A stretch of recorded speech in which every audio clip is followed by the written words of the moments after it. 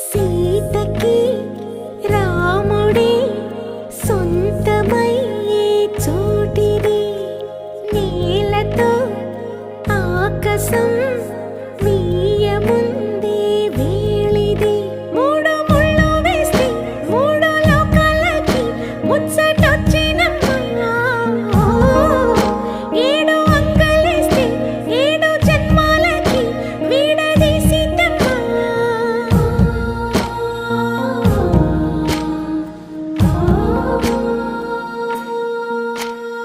సీతమ్మ వాకిట్లో సిరిమల్లె చెట్టు, సిరిమల్లె చెట్టుపై చిలక వాలింది.